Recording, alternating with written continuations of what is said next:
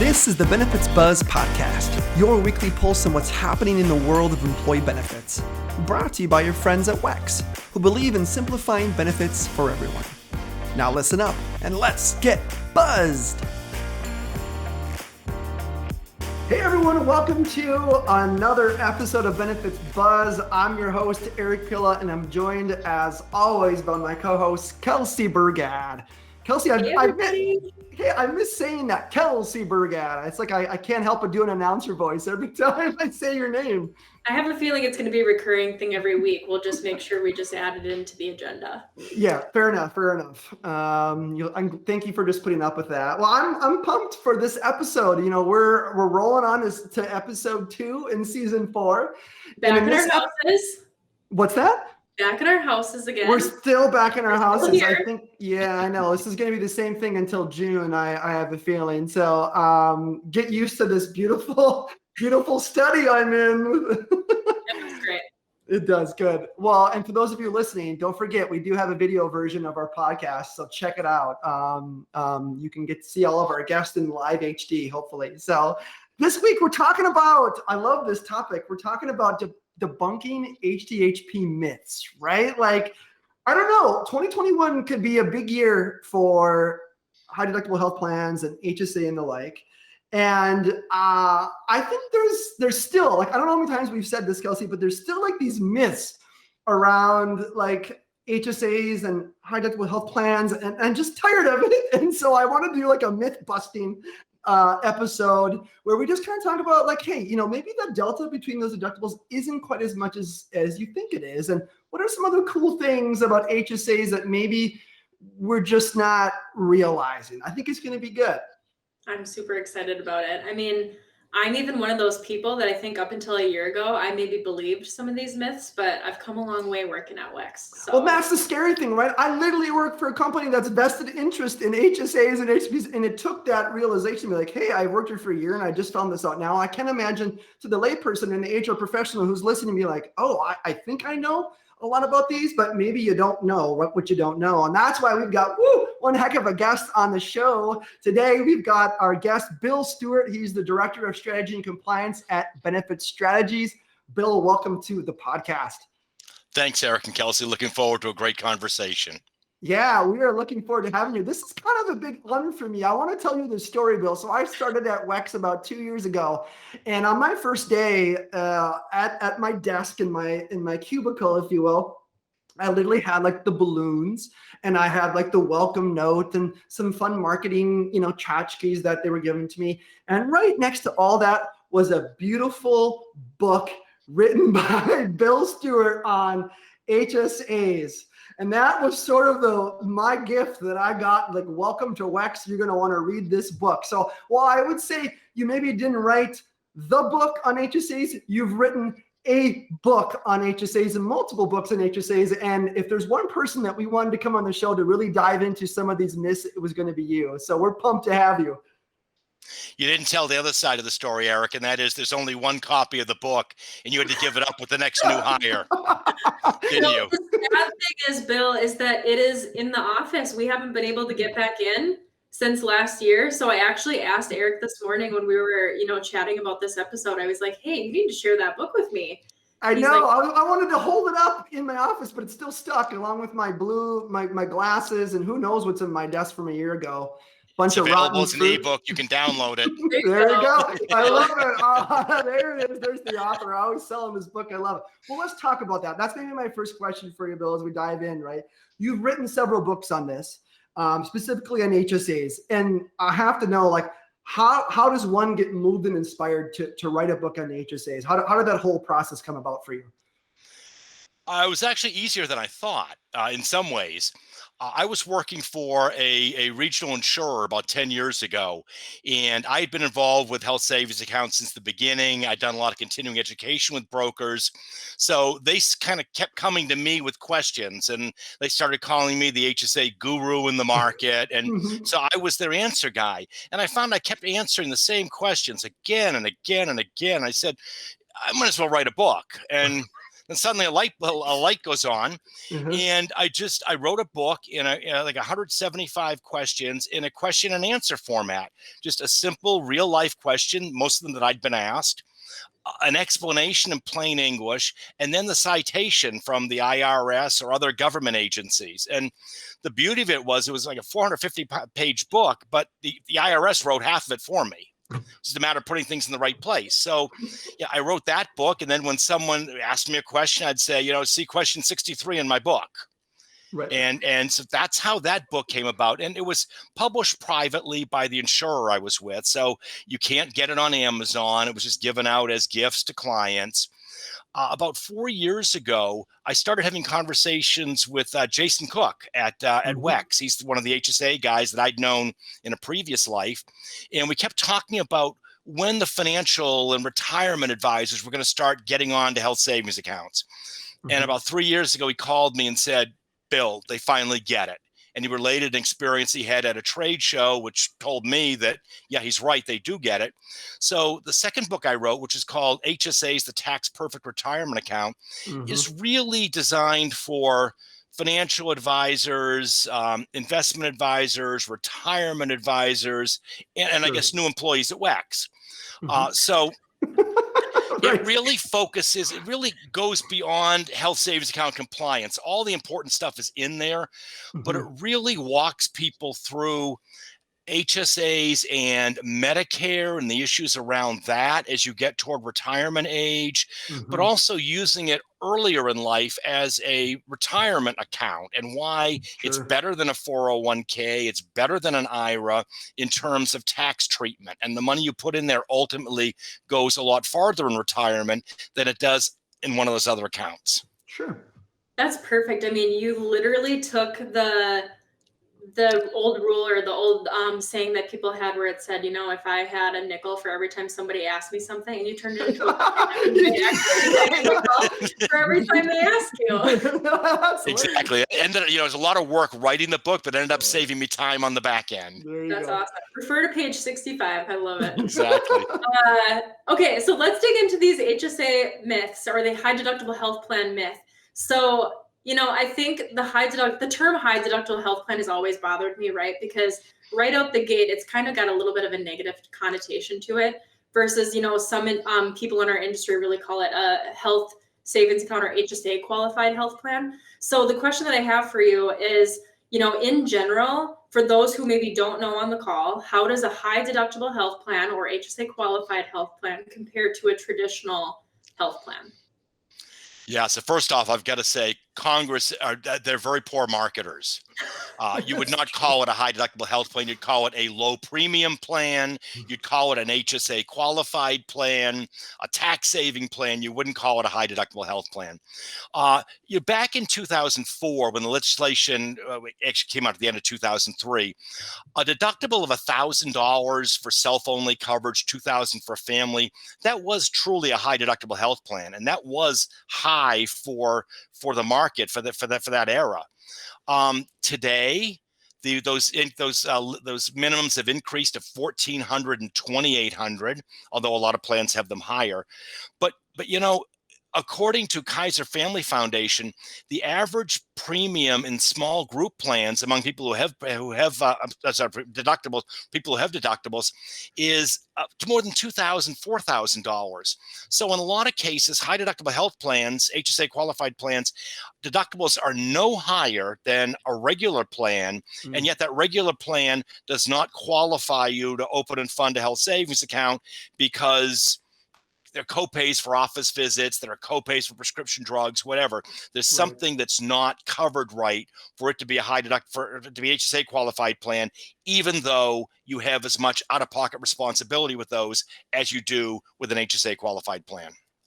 So would it be true to say that your premiums for the traditional plan are likely higher than with a high deductible health plan, but actually you're not even getting the benefit of putting money into the HSA? And your deductible is the same, if not, maybe greater. That's right. And, on traditional plans where the deductible is lower, the premium is going to be higher because the insurer is starting to reimburse claims at an earlier level. But you look at claims data, and when I was working for a regional health plan, I had tons of claims data that I could look at and that our reporting people put together. And, you look at a $1,500 individual deductible. Back then, 5 years ago, 6 years ago, something like 1 out of every 6 people actually hit that. Most of them had deductible expenses of $500 or less. So many people are what we call overinsured. They are paying a higher premium to buy down a deductible that they don't come anywhere near reaching. So the idea behind an HSA qualified plan is take some of the money that you were giving to the insurer, keep it yourself. Keep it in a tax advantaged account. And if you do have those higher deductible expenses, then pay for them out of your account. But industry data show that over time, people are actually increasing their balances every year. When, whether you've been in an HSA program 4 years or 10 years or 12 years, you tend to end up the end of the year with more money than you put in because people were overinsuring, and now they get it, and they're the beneficiaries, not the insurance company at that point. Yeah, I love to hear that, right? Because these are the things, right? I think of myself if I think of myself as an employee at an organization, and I'm trying to figure out which plan to do, what's the right thing, right? I automatically like look to my HR professional and be like, what's the right game plan here, right? I think you have two levels. One is on making sure that we understand that the HR professionals out there really understand the values and why it's something that they should offer as in their mix of benefit opportunities. But then also as an employee, right, you have this perception of, oh, I hear a high deductible. I don't want, that's just more money out of my pocket right away, right? And again, there's a full story. So education is so important, which is why we're doing episodes like this, Bill, and having you on. Is there anything else, I think, again, if you were to find like one or two other big myths, is there one other, myth that maybe pops out at you that you kind of hear and have to go, oh, that's actually not true? Anything come to mind? Yeah, a couple of other things. Number one, people will say, oh, health savings accounts stink because the deductibles are so high. Well, no, an HSA is a financial account. It is an account that helps you pay expenses. The medical plan may have a high deductible. That's your employer's choice if your employer is buying the plan, but the HSA itself is helping you pay those expenses. The other one that I get, and this is when I go to Capitol Hill and talk to members of Congress and their staffs. And when I go into Republican offices, they say, oh yeah, health savings accounts, those are great. We love them. I go to Democrat offices and they say, oh, those are for the rich. We really prefer health FSAs. Health FSAs are the working man's reimbursement account. Health savings accounts are for the wealthy. And yet there's a lot of data in the industry that shows that the average household income for a health FSA versus a health savings account owner are practically the same. It's not income. It is not the amount of medical claims. It's not general health. The biggest factor in determining whether you have one or the other is simply which one your employer offers. So they're not just for the wealthy. Average people, the same people who are enrolling in health FSAs, their neighbor down the street, the same income, is enrolling in a health savings account. They're using them the same way. Health savings account is more powerful because it's longer term, but for day-to-day reimbursement of current expenses, they both have the same tax advantages. They work the same. Yeah, I mean, now that you're saying those out loud, those are all, I think, myths that I've heard myself. And especially, I think you hit on this a little bit, but that they're for the healthy, that you have to be, a very healthy individual, a young individual, now rich individual, in order to enroll in these. So it's interesting how far these myths really go. Yeah, the criticism early on, or the praise or criticism, depending on where you stood, was they're for the healthy, the wealthy, and the wise.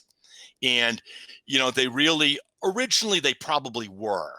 But now that more and more employers are offering it, a lot of less healthy people are going into it. And sometimes even when you have a chronic condition, the out-of-pocket maximum on a health savings account program is actually lower than the Affordable Care Act maximum.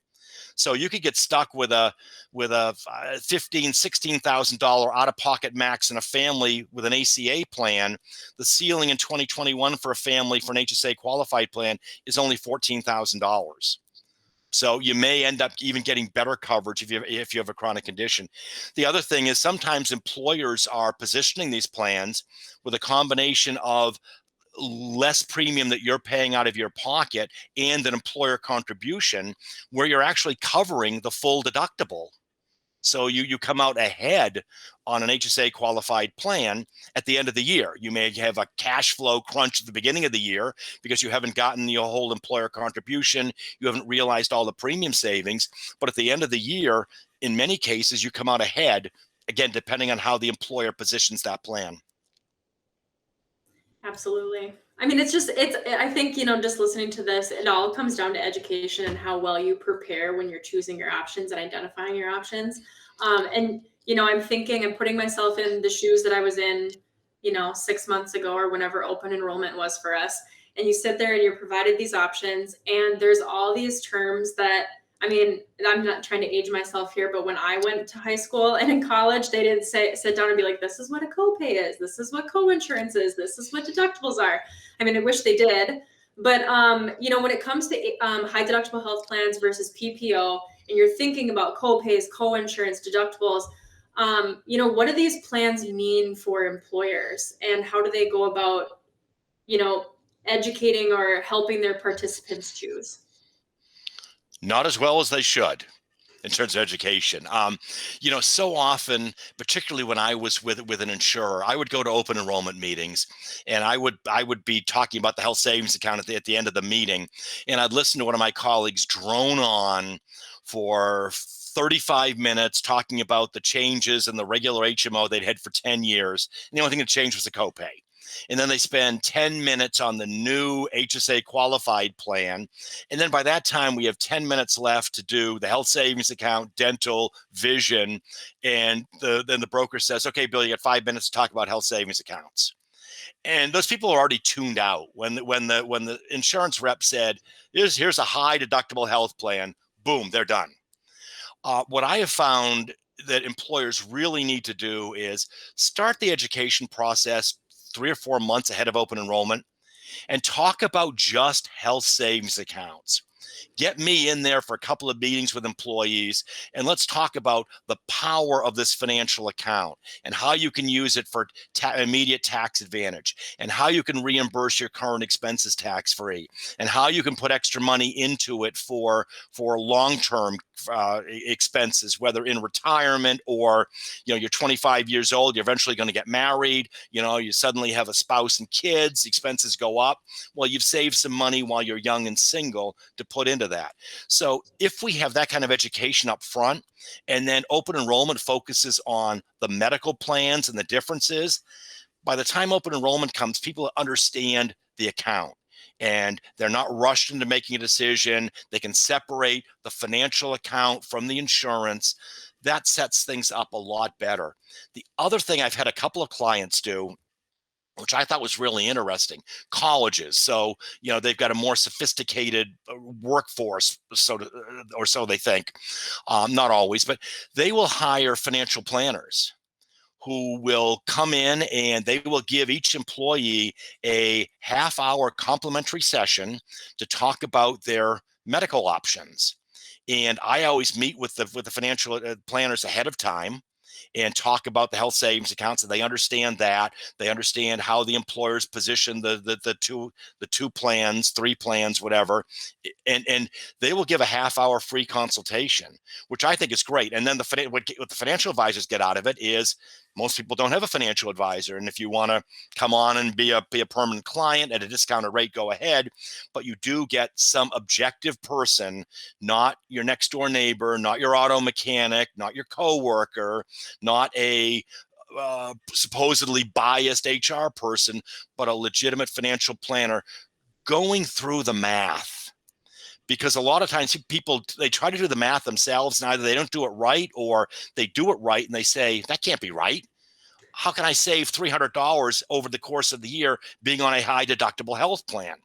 Having a financial planner or another professional like that as an objective, knowledgeable person can really help employees make the right choice so that they're not overinsured.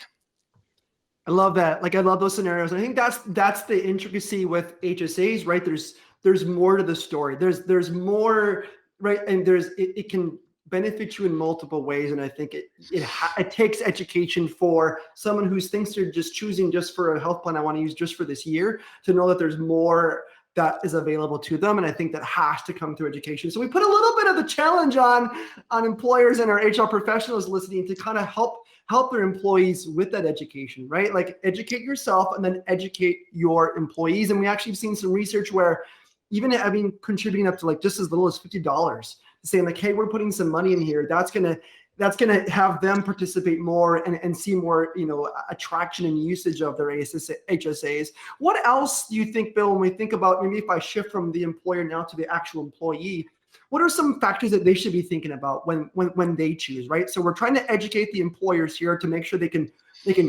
position it the right way. But if I'm a participant listening right now to this podcast, and I'm thinking, well, I've got options here, why might I want to choose, and what are some of the factors I should be thinking of from a participant standpoint? Yeah, good question. So, put health savings accounts aside for a minute. Look at the chassis of the plan. So my company offers an HMO that is not an HSA qualified plan and a PPO that is. So immediately, HMO, I am restricted to a network. I have to work with a primary care physician. I have to get referrals. On a PPO, I have in-network and out-of-network level of benefits. I have a national network, which is really important to me because I have a son under age 26 who's on my insurance who lives in Waco, Texas. I live in Massachusetts. My company's based in New Hampshire. He can get in-network care with a national network on a PPO that he couldn't get on an HMO. We don't need referrals. So in order to get the freedom we want, we need to go to a health savings account program. We don't get that with the plan that has the lower deductible. So I think it's always important to look at that. The second thing is to really understand your medical needs. Of course, you never know when something's going to happen. You break a leg slipping on the ice. You have a bicycle accident. Your appendix bursts. There are random things that happen, but look at the general situation. Are you usually pretty healthy? Are your kids staying out of the emergency department? Do you have no chronic conditions in your family? In those cases, you're ripe to take that. Gamble's the wrong term, but to take that leap into saving more of the premium dollars and accepting a higher deductible. So I think it's really important for people to understand your situation and how it might fit in. I had a doctor, this is years ago. We were selling HSAs to an emergency physician group, and the doctor said, boy, $3,000 deductible. I'm going to go through that in my first week. My kid's a hemophiliac, and his drugs cost $3,000 a week. So I'd go through it in the first week. But then look at this plan design. After that, everything's covered at 100%. So once I get past that big nut the first week, and I find $3,000 to pay for his drugs, after that, we're getting free coverage every week. We're not paying the $25 copay every time we go to the doctor. We're not paying the $35 copay for the tier 2 drug once a month for another condition in the family. We're done with that. So again, there's a situation where you've got a high utilizer, but that plan made sense because once they hit the deductible in that particular design, things are covered 100%. They're not always, but look at how services are covered after the deductible. It may actually be richer in the HSA qualified plan than in another one. Yeah, that's a great example. And I love hearing stories like that because it just makes it more relatable and understandable for people who are trying to differentiate or make a decision.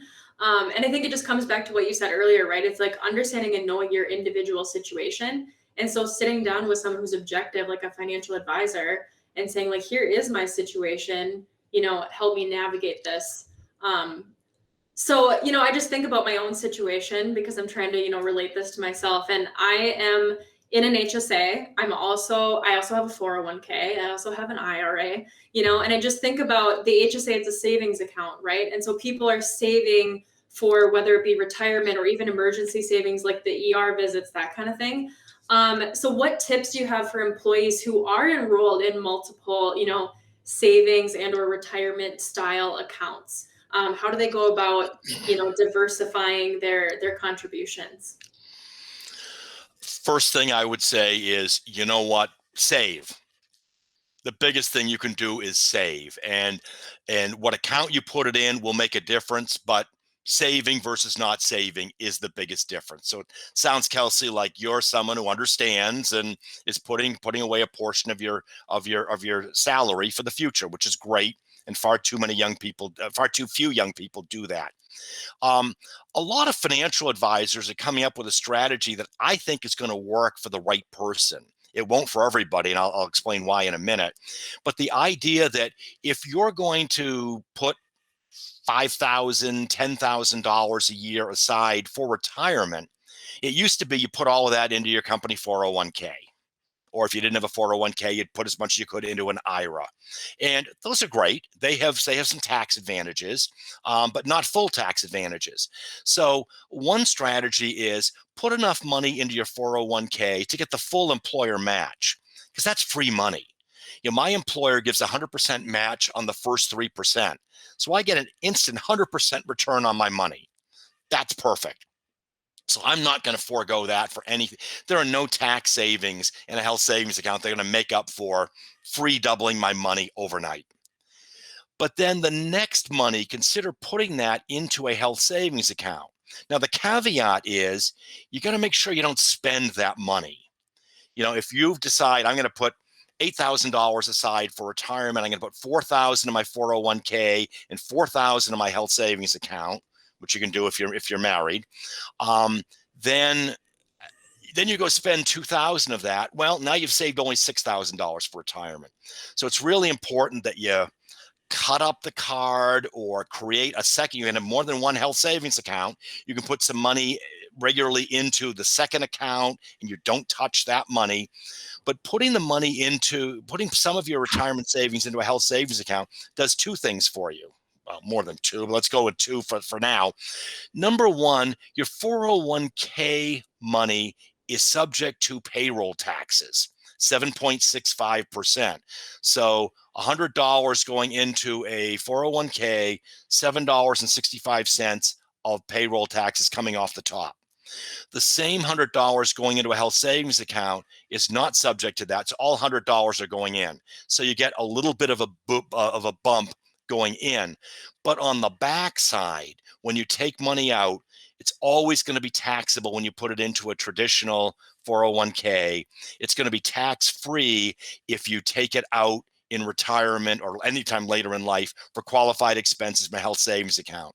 Now, I won't get into all the details, but in my book, I have several scenarios where it shows that putting money into a health savings account versus a 401k, the money's going to last 2 to 4 years longer in retirement, depending on how much you put in. So the same sacrifice of current consumption put into an account of some kind, it'll last at least 2 years longer in a health savings account versus a 401k because of the tax treatment on the back end.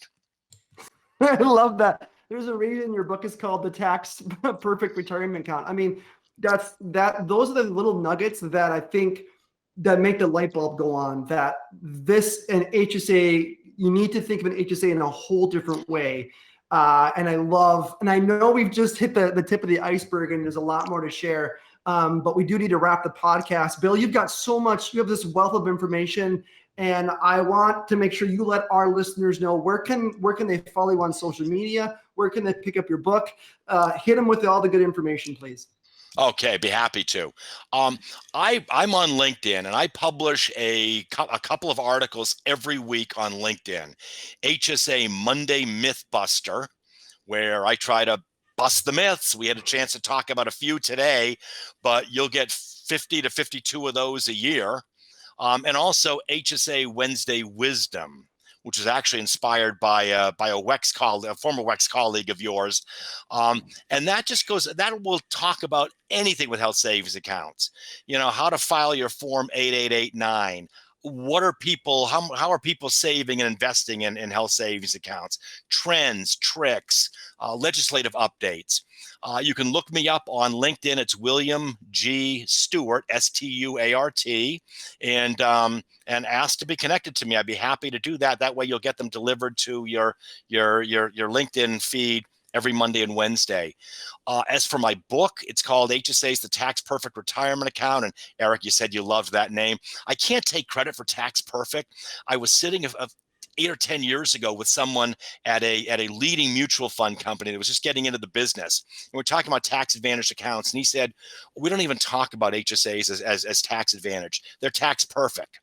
Tax advantage means the taxes are waived at one end, but not at the other. HSAs are tax perfect because no tax on contributions, no tax on growth, no tax on distributions. So the book HSAs, the Tax Perfect Retirement Account, you can find that on Amazon. The easiest way to find it is just put in the search bar tax perfect, tax-perfect, and you'll find it. It's available as a soft cover. Also, if you are into saving money and want to have it with you at all times, it's available on a Kindle as well as Nook format. So you can get it in an electronic version of it as well. I love it. I love your LinkedIn content too. So everybody should go follow you. I mean, it's the perfect place if you need help. HR professionals with OE education or sources or resourcing. I mean, it's a really good LinkedIn and blog that you have going there, Bill. So we're so happy that you could join us. This was so much fun. Yeah, I wish we had more time, but I think we've gotten the highlights out there, and I hope I've whetted people's appetite. And I hope that when open enrollment comes around next year, people really stop and think, hey, maybe I should give that a little more attention. It seems like there's some things about it that are really good. There are a lot of things that are really good. So educate yourself a little bit, learn a little bit more, and enjoy the financial benefits of this account. I love it. Preach it, Bill. We're with you. As someone who loves HSAs, we're right with you. Thanks so much for coming on the show. We really appreciate it. And I'm going to get that book. If I have to break into the office, I'm going to get that book back in my possession, Bill. I've missed it. So thank you so much. Have a good rest of the week for you. Okay. Thanks, Eric. Thanks, Kelsey. Bye now.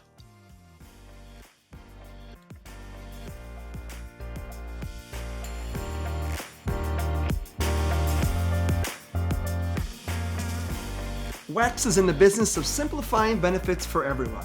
Now, although we certainly hope our podcast sparks some aha moments, like that was pretty cool, but of course we cannot provide legal, investment, or financial advice. And, well, therefore, nothing shared in this podcast should be interpreted as such. We encourage you to seek out appropriate professional advice regarding your plans. Hey, congratulations! You made it through our disclaimer. Thanks for listening.